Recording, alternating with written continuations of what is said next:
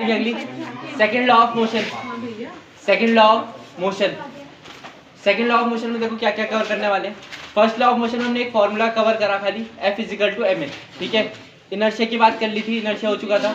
आज बात करेंगे सेकंड लॉ ऑफ मोशन से पहले उसी में एक वर्ड आएगा, लिखो momentum. Momentum, momentum, MOMENTUM, momentum. में डालेंगे मोमेंटम। मोमेंटम बहुत ही सिंपल है। मोमेंटम, मोमेंटम मतलब the product of mass and velocity. बहुत सिंपल डेफिनेशन है। प्रोडक्ट मतलब मल्टीप्लाई करना है किस किसको, मास और वेलोसिटी को, उसको मोमेंटम बोलते हैं, ठीक है। तो लिखेंगे definition, the product of mass and velocity, the product of mass and velocity is called momentum. The product of mass and velocity is called momentum. लिख दिया? The product of mass and velocity is called momentum. अच्छा, momentum का symbol क्या होता है? तो symbol इसका P से डिनोट करते हैं, इसको P से, ठीक है। इसके बाद नेक्स्ट चीज, इसका फॉर्मूला क्या, किसका प्रोडक्ट होता है, मास और वेलोसिटी का, m/v। कोई दिक्कत तो नहीं है? अच्छा, अगला चीज एसआई यूनिट, यहां से इधर देखो, ध्यान से इधर इधर इधर, एसआई यूनिट, मास की एसआई यूनिट क्या होगी, किलोग्राम, केजी, वेलोसिटी की क्या होती है, मीटर पर सेकंड, केजी मीटर पर सेकंड इसकी एसआई यूनिट है, ठीक है ना। इसके एसआई यूनिट हो गई केजी मीटर पर सेकंड, ठीक है। अगला भैया होता है, स्केलर होती है वेक्टर। ये 2 मिनट ना, मोमेंटम, वो वेक्टर क्योंकि वेलोसिटी आ रही है, ठीक है, क्योंकि इसकी वजह से ये जो वेलोसिटी है ना, इसकी वजह से क्या होती है, वेक्टर होती है। तो P is a vector quantity, P is a vector quantity. Momentum में से होता क्या है, मोमेंटम मतलब जैसे बॉल फेंक के मारी, बोलते हैं तुम्हारा मोमेंटम बहुत तेज है, मतलब क्या होता है, एक तरीके से मोमेंटम समझने वाली बात है, मास और वेलोसिटी को इनटू कर दो, बस सिंपल सा डेफिनेशन है, ठीक है। अच्छा, नेक्स्ट चीज लिखेंगे, नेक्स्ट चीज इसमें किसी कोई दिक्कत इतने में, ये सारी चीजें होगी, ठीक है। इससे सबसे छोटा क्वेश्चन क्या बन सकता है, मास दे दिया तुम्हें 2 kg, वेलोसिटी दे दी 5 kg, मास 5 तो पूछेगा मोमेंटम क्या होगा, मोमेंटम 10 सेकंड, केजी मीटर पर सेकंड, बस समझ आ गया। चल सिंपल होगा, ठीक है। मोमेंटम पूछेगा तो एग्जांपल करके लिख सकते हो, लिखना चाहो एग्जांपल करके इसको लिख देना। मास अगर 2 kg है और ये v जो है 5 मीटर पर सेकंड, तब ऐसा होगा, ठीक है। नोट कर जल्दी, कर लिया नोट? आगे लिखेंगे नेक्स्ट,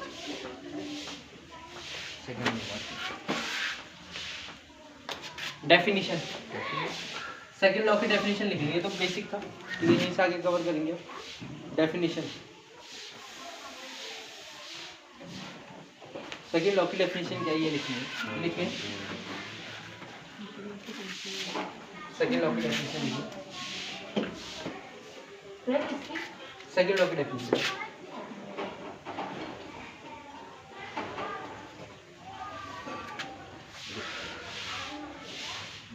बहुत सिंपल डेफिनेशन होगी, पहले समझेंगे फिर लिखेंगे, ठीक है।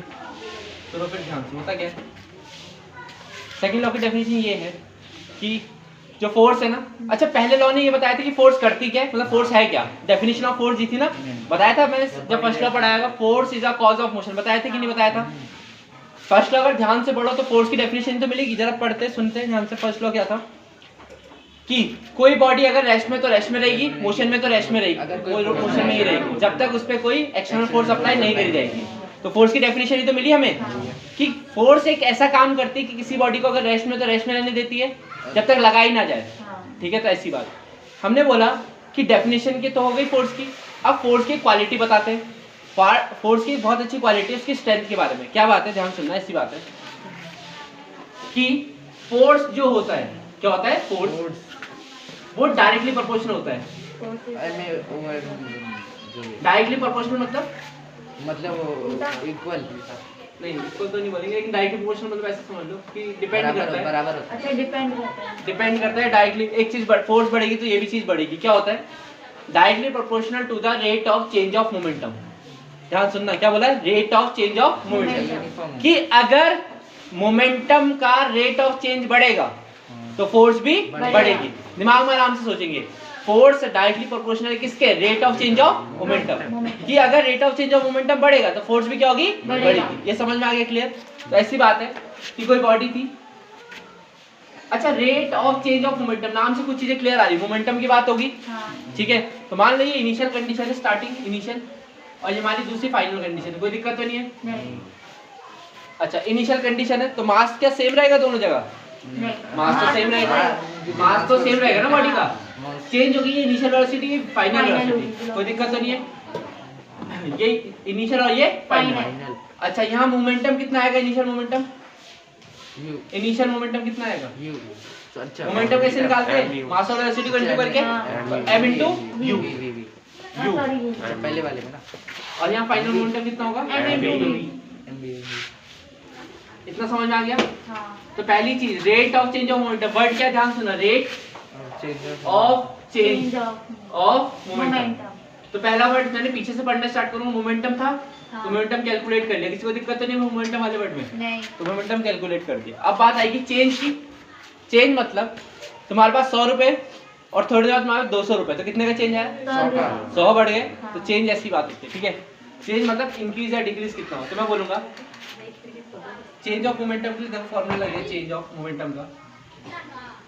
इनिशियल वैल्यू, फाइनल वैल्यू कितनी है? फाइनल mv माइनस mu, ठीक है। m कॉमन आएगा ब्रैकेट में, v माइनस u। नोट करो इतने जल्दी से, आगे लिखेंगे, ठीक है। तो इसके बाद रेट वर्ड आया, चेंज हो चुका था, अब रेट की बात करेंगे। तो rate of change of momentum की बात करते हैं, rate of change of momentum. तो याद करो मैंने एक चीज बताई होगी, रेट जहां भी आता है उसका मतलब अपॉन में क्या आएगा? टाइम। बहुत बढ़िया। तो अपॉन में m, नीचे v माइनस u के नीचे क्या आ जाएगा? टाइम। कोई दिक्कत तो नहीं है?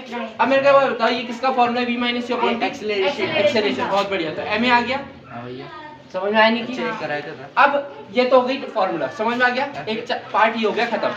अब आते प्रॉपर डेफिनेशन लिखेंगे, according to Newton second law. According to Newton second, इतना नोट करने के बाद according to Newton second law लिखना है, जल्दी लिखो, ये वाला जल्दी लिखो, 2 लाइन तो लिखनी है, तब तक सुनते रहो। According to Newton second law, rate force is directly proportional. According to Newton's second law, force is directly proportional to the rate of change of momentum. Force is directly proportional to the rate of change of momentum. Rate of change of momentum. According to Newton's second law, force is directly proportional to the rate of change of momentum. Force किस पे depend करती है? Rate of change of momentum. तो बस simple सी बात ये prove हो गई हमारा फॉर्मूला। ये बात क्या कि फोर्स प्रोपोर्शनल है, ये डिपेंड करती है m v minus u upon t पे। कोई दिक्कत तो नहीं है? यही तो कहना चाह रहे हैं, force is directly proportional to the rate of change of momentum. बस या तो ऐसी लाइन लिख लो, ये पहले ये लिख लो, force is equal to rate of change of momentum, ये लिख लो, rate of change of momentum. और F S is equal to ऐसे, रेट कितना है? Rate of change of momentum M आया, F is equal to M. कोई दिक्कत तो नहीं? ये आपका आंसर, ठीक है। डन, ये आ गया आपका फाइनल आंसर, ठीक है। अगला नेक्स्ट लिखिए। नेक्स्ट क्या है? ठीक है सर, एप्लीकेशन। एप्लीकेशन कहाँ यूज होता है ये पढ़ेंगे अब, ठीक है। तो न्यूटन के सेकंड लॉ का यूज कहाँ देखने को मिलता है? तो इसका सेकंड लॉ का सबसे ज्यादा यूज हमें देखने को मिला है, हाँ, जैसे अच्छा देखो एक चीज तुम्हें दिख रही, ये फॉर्मूला दिख रहा है, ये वाला, ये फॉर्मूला लिख रहा हूँ मैं, सामने देखना। F is equal to m आया था, F is equal to m v minus u upon t बोल सकता हूँ। ये बताओ फोर्स और टाइम में क्या रिलेशन है? फोर्स इनडायरेक्टली प्रोपोर्शनल है, मतलब इनवर्स, फोर्स इनवर्सली किसके? टाइम, क्योंकि टाइम नीचे है। इनवर्सली मतलब टाइम अगर बढ़ेगा तो फोर्स क्या लगेगी? कम। सही बात है। तो इस लाइन का बस यूज करूंगा एक मैं इस पूरे सेकंड लॉ के एप्लीकेशन में, time increase and force decrease. बस इस लाइन का यूज करके समझ में आई? लाइन आई कैसे? Force decrease. इसका एग्जांपल देखो, सबसे बढ़िया एग्जांपल, अगर एक ग्लास का, कांच का ग्लास है, ठीक है, वो जमीन में गिरेगा, नॉर्मल जमीन तो टूट जाएगा। लेकिन वही ग्लास अगर किसी रेड कारपेट पे गिरता है, जो शादी में कारपेट होती है, तब नहीं टूटता। अगर तुम लोग उसमें गिराओगे ना, कभी नहीं टूटेगा ग्लास, अगर हाथ से छूट भी जाए। क्यों नहीं टूटता? क्योंकि होता क्या है, जब जमीन नॉर्मल है, प्लेन नॉर्मल है, ठीक है, और एक दो कंडीशन लेते हैं, एक कारपेट वाली, एक नॉर्मल कंडीशन है दिखने में। मान लो ये नॉर्मल कंडीशन, नॉर्मल में वो फ्लोर जो है पूरा टाइल से बना हुआ, ठीक है, टाइल से मिलके बना हुआ, और एक कारपेट वाला, कारपेट वाला मतलब उस पे कैसा ऐसा प्लेन ऐसे, ठीक है, कुछ नहीं। अब हुआ क्या, ग्लास गिरा, जब ग्लास गिरेगा इस पे नॉर्मल वाले पे, तो जैसे वो जमीन में गिरेगा क्या नॉर्मल जो फ्लैट टाइल्स है उसके पार्टिकल अंदर जाएंगे क्या, तो अपनी जगह पे रहेंगे, तो क्या होगा वहाँ पे अच्छा कंप्रेस रहता है, नो कंप्रेशन, कंप्रेशन नहीं पाया जाएगा, ठीक है। लेकिन इसमें क्या पाया जाएगा, कंप्रेशन। याद है जैसे उसके पार्टिकल होते हैं वो तो दब सकता है ना, तो कंप्रेस हो जाएगा, क्या हो जाएगा, compress, compression.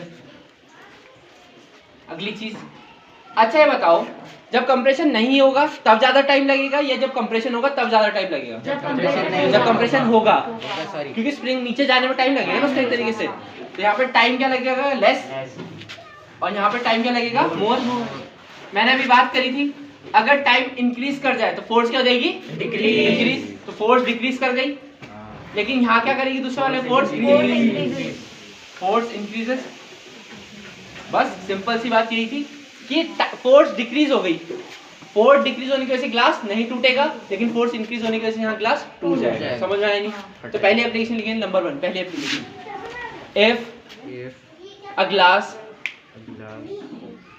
if a glass falls on a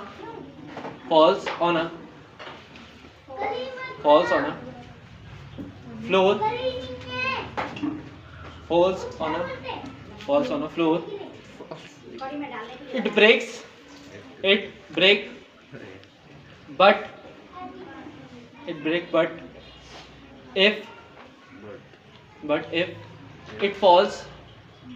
if it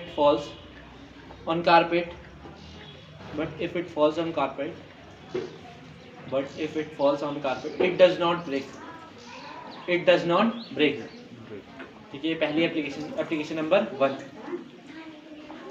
दूसरी एप्लीकेशन सुन लो पहले, क्या होती है कि जो क्रिकेटर होता है जो बॉल पकड़ता है हाथ पीछे को करता है, तो मेरे को बात बताओ जरा, जब हाथ पीछे करेगा तो टाइम क्या हो रहा है, वो इंक्रीज कर रहा है। टाइम अगर इंक्रीज कर रहा है तो इसका मतलब ये है ना वो टाइम इंक्रीज करके फोर्स को डिक्रीज कर रहा होगा।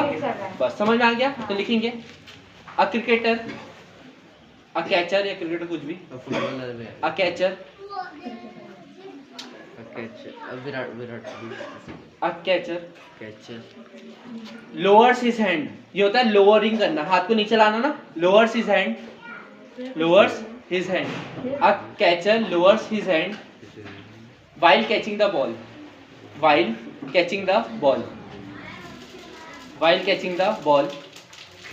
the ball, because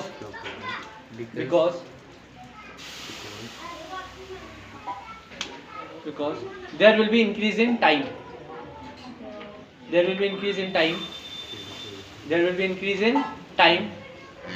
and force will decrease, समझ में आ गया? और फोर्स कम लगी तो उससे हाथ पे चोट कम लगेगी ना, ऐसी बात है, ठीक है। तो ये था दूसरा। थर्ड वाली एप्लीकेशन ध्यान से सुनो। थर्ड वाली एप्लीकेशन ऐसी है, कोई इंसान है, ठीक है, वो अपनी छत के पे खड़ा हुआ है, छत पे, और वहां से नीचे कूदता है, ठीक है। पहला केस क्या है, वो जमीन है, बिल्कुल फ्लैट जमीन है, तो जब जमीन पे कूदेगा तो उसकी हड्डियां वगैरह टूटेगी। लेकिन वही इंसान जब रेत के ऊपर कूदता है तब चोट लगने की, या सैंड के ऊपर कूदता है तो चोट नहीं लगती, ठीक है, क्योंकि सैंड क्या कंप्रेस हो सकती है ना, या फिर गद्दों के ऊपर कूदे, गद्दे देखे ना, उनके ऊपर कूदेगा तो होगा क्या, कुशन्स कवर जो भी उसके ऊपर कूदेगा तो होगा क्या, वो कंप्रेस हो जाएंगे कवर्स, और उसके कंप्रेस होने की वजह से टाइम इंक्रीज हो जाएगा, टाइम इंक्रीज तो फोर्स डिक्रीज, ठीक है। तो लिख लेना third point,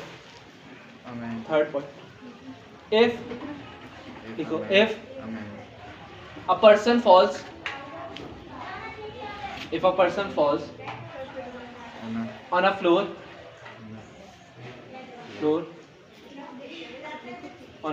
will hurt more, but when if he falls on sand,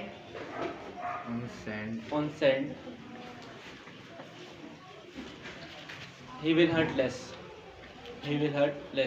समझ आ गया? उसको चोट कम लगेगी। ये हो गया हमारी थर्ड एप्लीकेशन, ठीक है। लगेगी कम, चोट लगेगी कम, ठीक है, लग सकती। नेक्स्ट है Newton third law of motion. ये प्रेशर।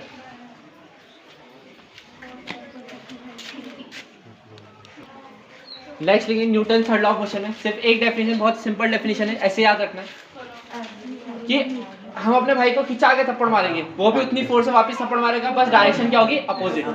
सेम तो नहीं करेगा, सेम करेगा तो उसी के लग जाएगा, ठीक है? तो अपोजिट डायरेक्शन, बस ऐसे याद रखना, ठीक है? तो क्या लिखेंगे न्यूटन थर्ड लॉ में कि every action has an equal and opposite reaction. एक तो ये डेफिनेशन होती है, every action has an equal and opposite reaction. Every action has an equal and opposite reaction, कि हर एक एक्शन का इक्वल और अपोजिट क्या होता है? रिएक्शन होता है, ठीक है? ठीक है, ये समझ में आ गई डेफिनेशन, बहुत ही सिंपल डेफिनेशन है, ठीक? अच्छा, इसका बहुत सारे एग्जांपल है, देखने को बहुत ज्यादा मिलते हैं एग्जांपल, ठीक है? लिखेंगे एप्लीकेशन, सीधा एप्लीकेशन लिखते हैं। बहुत बेसिक एप्लीकेशन लिखाऊंगा, पहले लिखो, पहली एप्लीकेशन, पहला point, recoiling of gun. Recoiling of gun, RECOILING, बहुत इंपॉर्टेंट है, recoiling of gun, RECOILING, recoiling of gun. एक के जैसे होता क्या है रिकॉइलिंग ऑफ गन का मतलब?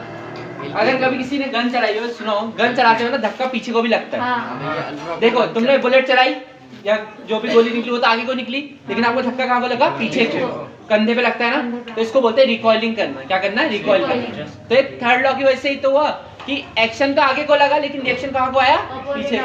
समझ में आ गया नहीं? क्लियर हो गया? पहला पॉइंट, पहली एप्लीकेशन। दूसरी एप्लीकेशन लिखेंगे, application number second. Application number second ऐसी है, लिखेंगे, लिखो आगे, रिकॉइलिंग ऑफ गन था पहला एग्जांपल। दूसरा लिखेंगे एप्लीकेशन, दूसरी एप्लीकेशन होती है, rocket propulsion. Rocket propulsion, spelling देख लेना एक बार, घर पे चेक कर लेना। प्रपल्शन, घर पे स्पेलिंग चेक कर लेना, मतलब रॉकेट का उड़ना। रॉकेट जब उड़ता है, अच्छा इसमें ना दो क्वेश्चन आते हैं, ध्यान सुन लो अभी क्वेश्चन क्या है, और पेपर में दोनों फॉर्मेट में पूछा गया, दो है। अगर आपसे कभी भी रॉकेट प्रपल्शन पूछे, होता क्या वैसे तो, जब रॉकेट उड़ता है तो धुआं नीचे को निकल जाता है और रॉकेट ऊपर को जाता है, तो थर्ड लॉ तो एप्लीकेबल है, क्योंकि एक्शन ऊपर को हुआ, रिएक्शन कहाँ को आया? नीचे को। तो पहले तो अगर लॉ पूछे तो लॉ का तो आंसर थर्ड लॉ है। कौन सा लॉ है? Third law. लेकिन कभी कभार ना प्रिंसिपल पूछता है, क्या पूछता है? प्रिंसिपल। तो इसके पीछे कौन सा प्रिंसिपल लगता है, तब आपको बोलना पड़ेगा, ये लगता है कंजर्वेशन ऑफ मोमेंटम। कौन सा प्रिंसिपल लगता है? Conservation of momentum. दूर नॉलेज में कंजर्वेशन ये प्रिंसिपल पूछा गया था लास्ट ईयर, ठीक है? लास्ट ईयर, ठीक है, लास्ट ईयर पूछा गया था एक प्रिंसिपल। अब की बात लॉ भी पूछ सकता है, अगर लॉ पूछेगा तो क्या बोलेंगे? Third law. लेकिन अगर प्रिंसिपल पूछेगा तो कंजर्वेशन ऑफ मोमेंटम, ठीक है? ऐसी बात, क्लियर हो गया? ठीक, ये रॉकेट एक होता है। नेक्स्ट लिखेंगे, नेक्स्ट। अच्छा, स्कूल में बड़े हीरो बनते हैं लोग, कैसे? पता है कैसे? जब लोग कुर्सी से कूदते हैं ना, एक कुर्सी दूसरी कुर्सी पे जाते हैं, तो देखा होगा पीछे वाली कुर्सी पीछे गिर जाती है। देखो एक्शन कहाँ को हुआ था? आगे को, वो बंदा आगे को कूदा, लेकिन रिएक्शन कहाँ को आया? पीछे को। समझ में आया नहीं?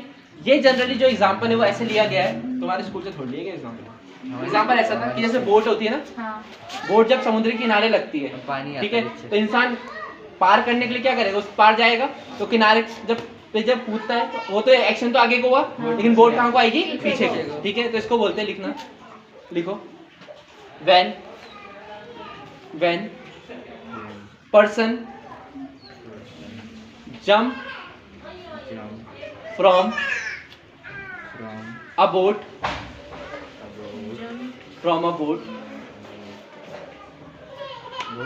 he will move forward,